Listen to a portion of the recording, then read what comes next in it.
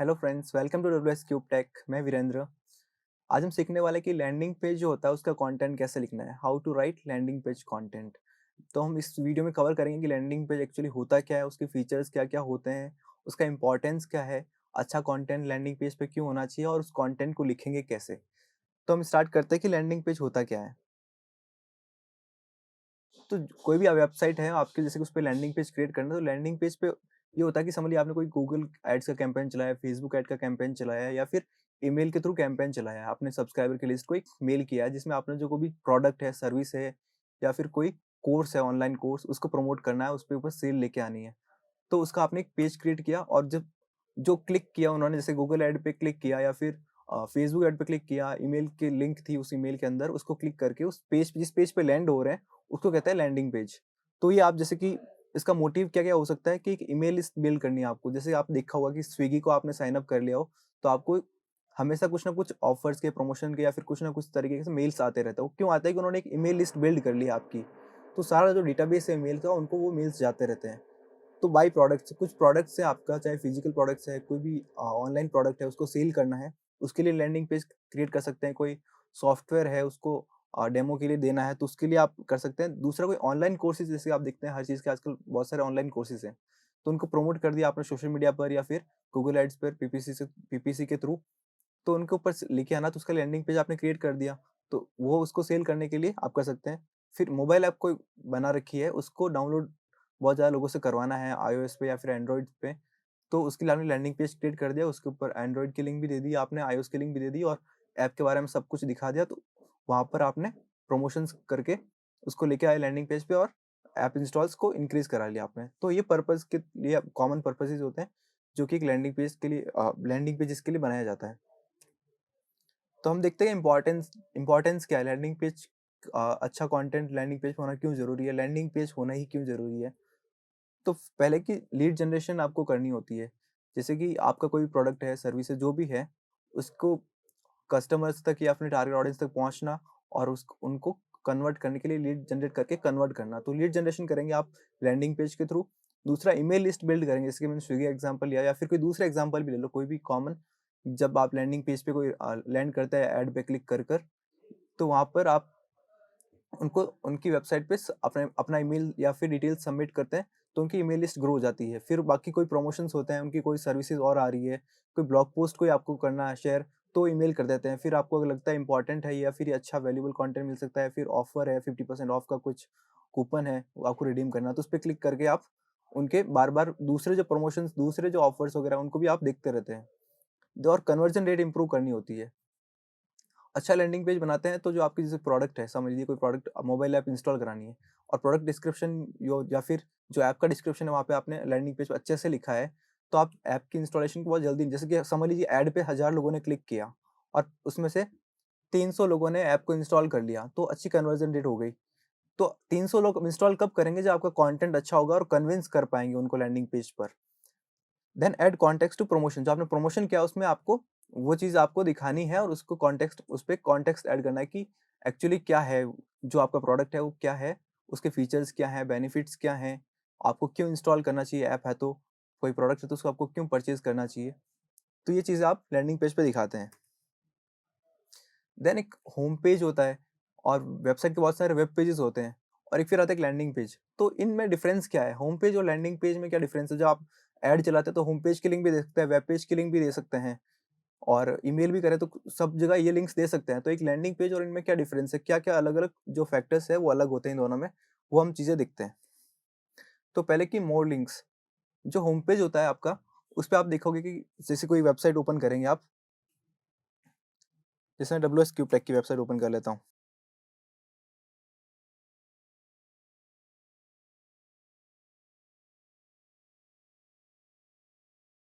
तो इस वेबसाइट पे देखेंगे बहुत सारे लिंक्स हैं।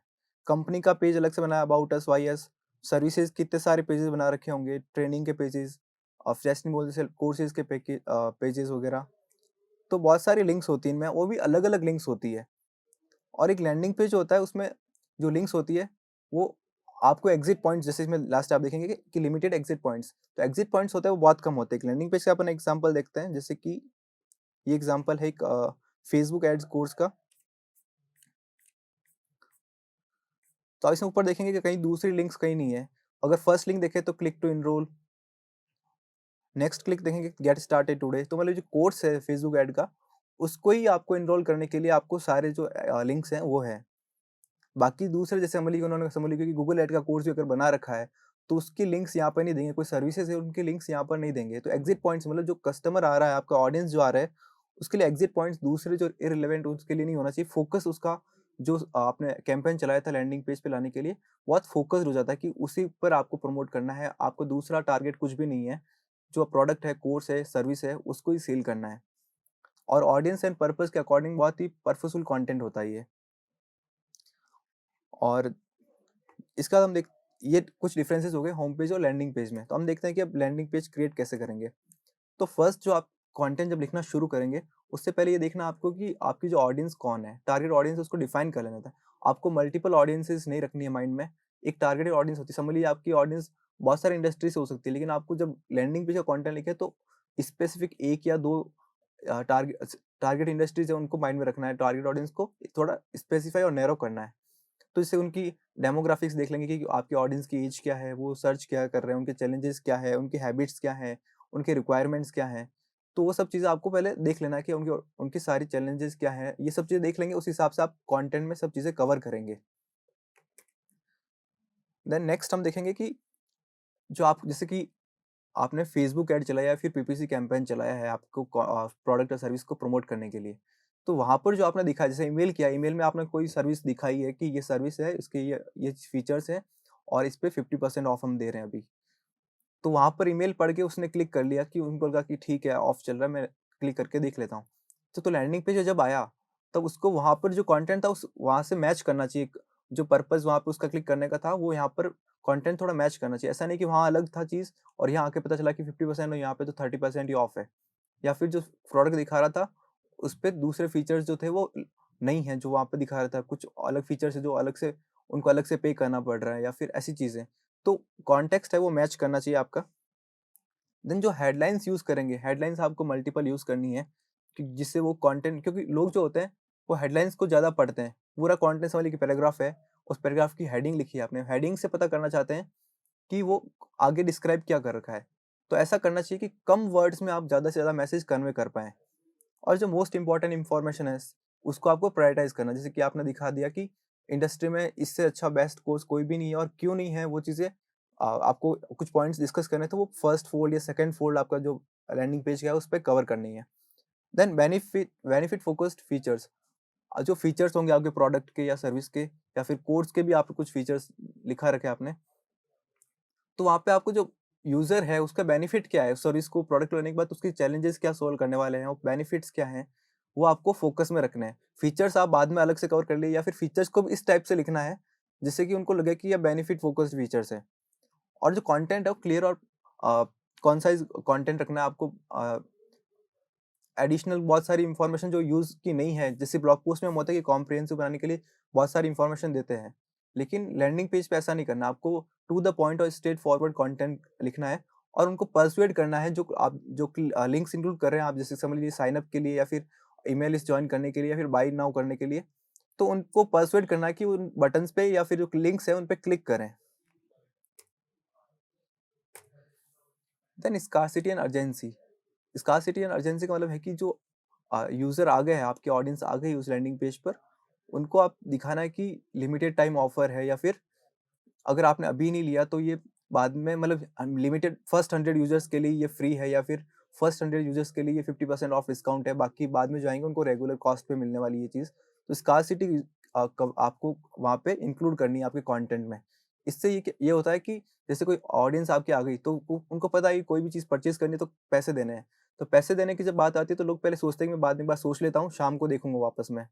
जब मॉर्निंग में देखा तो शाम को देखूँगा एक बार कि लेना है कि नहीं लेना कोई चीज़। जब स्कार्सिटी क्रिएट कर देंगे तो उनको लगेगा कि 50 लोगों के लिए फ्री है तो मैं ले लेता हूँ या फिर 50 लोगों के लिए 50% ऑफ डिस्काउंट है, तो मैं ले लेता हूँ शाम तक, क्या पता मैं ऑफर मिस कर दूँ।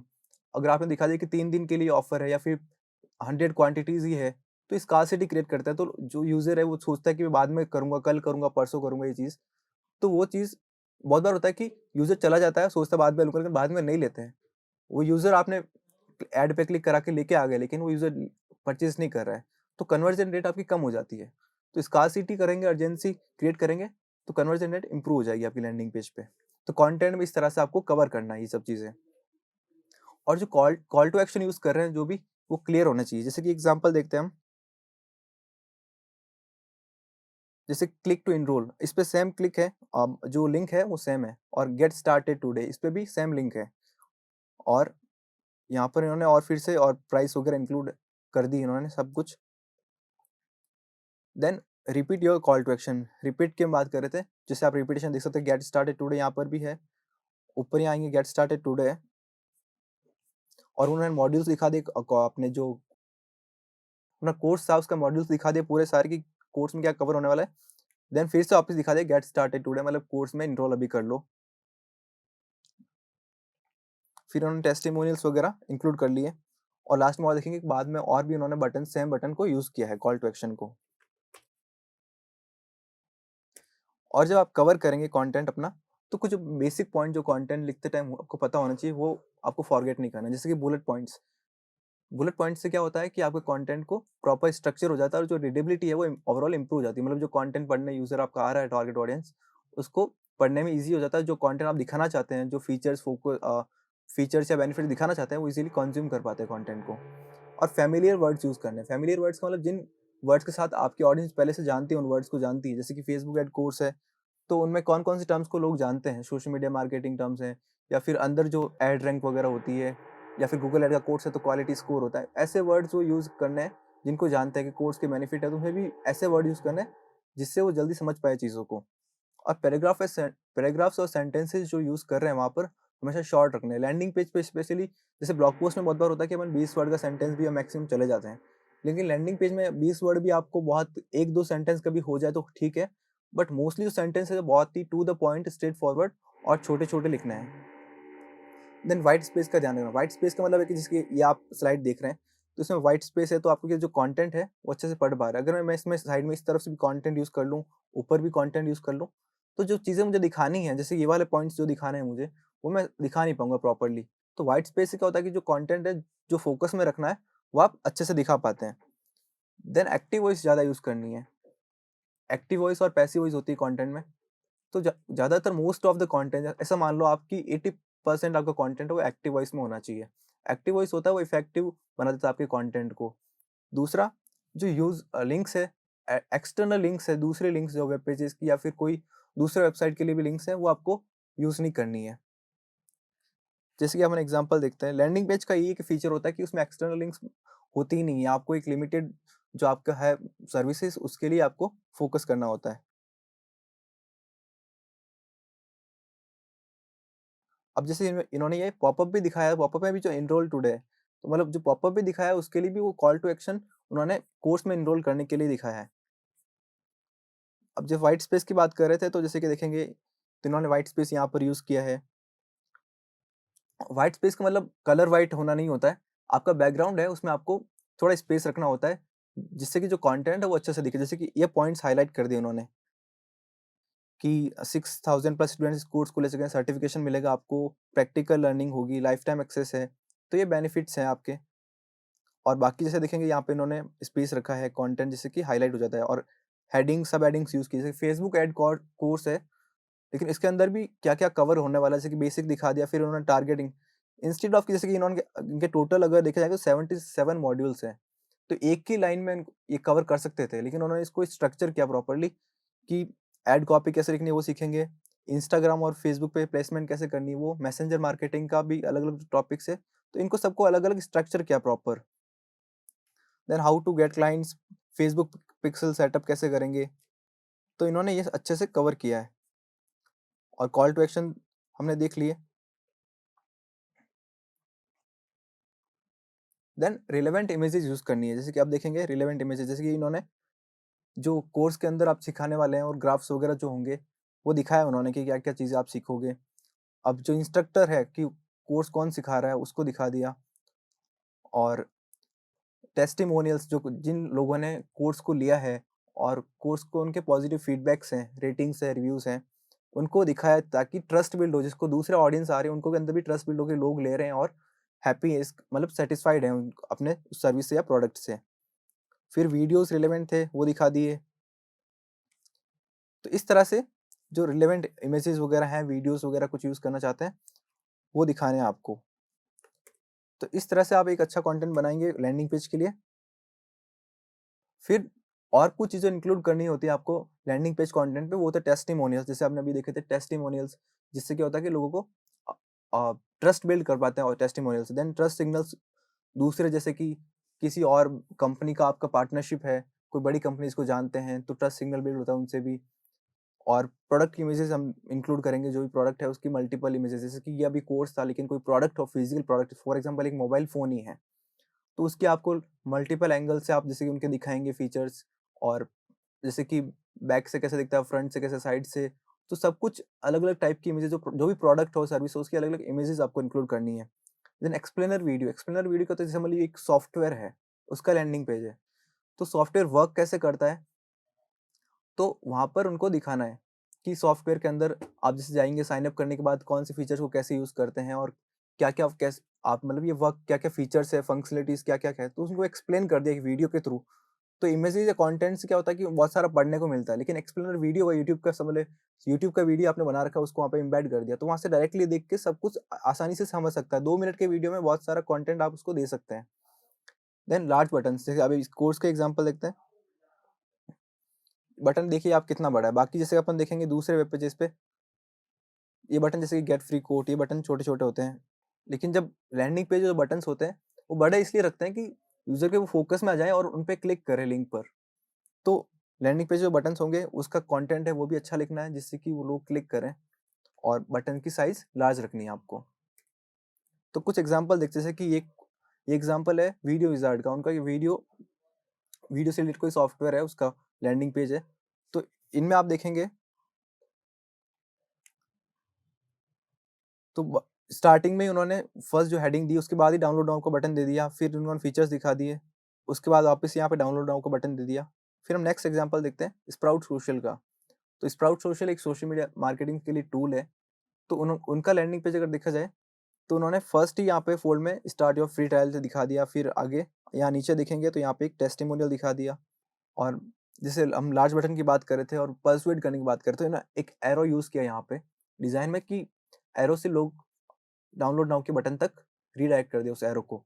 तो डाउनलोड नाउ बटन बड़ा भी दिखाया है, और पर्सुएड करने के लिए कंटेंट के बाद पर्सुएड डायरेक्ट उनको, और ये एरो कहाँ से स्टार्ट हो रहा है, जब कंटेंट यूज़र ने कंज़्यूम कर लिया हो, उसके बाद ये एरो डायरेक्ट कर रहा है।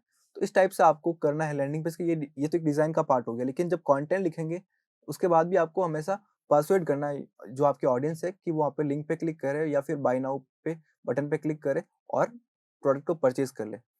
तो ये कुछ टिप्स थी लैंडिंग पेज के कंटेंट को लिखने के लिए, जिससे कि बहुत इफेक्टिव कंटेंट आप लिख सकते हैं। और कुछ जो चीज़ें इसमें इम्पोर्टेंट थी, कि आपको जो बेसिक्स हैं कंटेंट के, जैसे bullet point, short paragraphs and sentences, और जो ग्रामर चेक करना, और कंटेंट लिखने के बाद आपको प्लेजरिज्म चेक करना, ये सब चीज़ें ध्यान रखनी चाहिए, क्योंकि जब कैंपेन वगैरह चलाते हैं, तब क्वालिटी स्कोर में सब चीज़ें मैटर करती है। और जो एक डिज़ाइन पार्ट की अगर बात करें, तो पेज का जो डिज़ाइन है वो भी अच्छा हो, इसमें इम्पोर्टेंट है, मैटर करता है।